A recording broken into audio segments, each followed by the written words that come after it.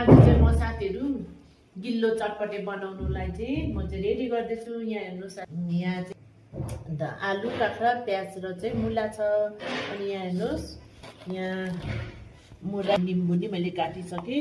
अनि यहाँ चाहिँ हरियो खोर्सानी यो ओरेन्ज कलरको, यसमा चाहिँ मैले पानी अलिकति हालेर चाहिँ यो मैदा पकाएर यसमा चाहिँ मतलब कलर पाउडर लगाएर चाहिँ पकाएको साथीहरू। यो चाहिँ एकदमै पकाएर चाहिँ यहाँ लाउनुलाई अनि आलु सबै गरेर यो चाहिँ गिल्लो चटपटेको लागि रेडी गरेको।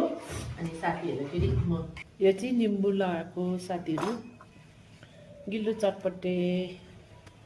आज चाहिँ म चाहिँ गिल्लो चटपटे बनाएर साथीहरू खानुलाई चाहिँ रेडी छु। यहाँ हेर्नुहोस् गिल्लो चटपटे।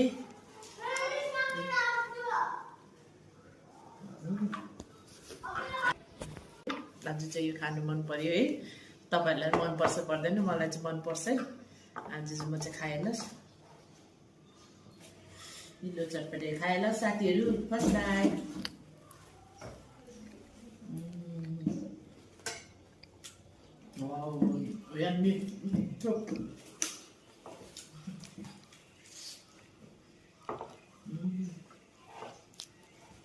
तपाईँहरूको कसलाई वाउ भएछ वाउ, कसलाई मनपर्छ गिल्लो चटपटे?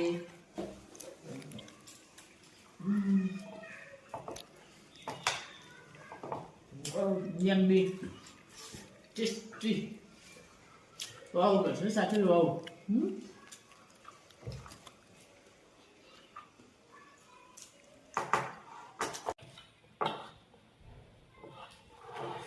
मेरो भिडियो मुखबाङ मन पर्यो भने फलो गर्नुहोस् दिलु भटियालाई। हस्त साथीहरू चटपटे वाउ वाउ भएछ साथीहरू, चटपटे वाउ गिल्लो चटपटे। पिरो अमिलो आलु चाहिँ मलाई चाहिँ बेसी अमिलो खानु हुँदैन साथीहरू, खुट्टा दुख्छ। मिठो मिठो लाग्छ नि।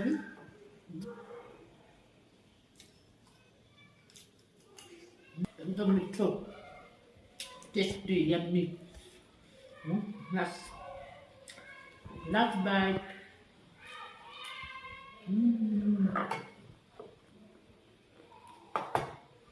मेरो चटपटे भिडियो कस्तो लाग्यो साथीहरूलाई मन पर्यो भने फलो गर्नुहोस्, लाइक कमेन्ट सेयर गर्नु होला। हस्त साथीहरू बाई बाई।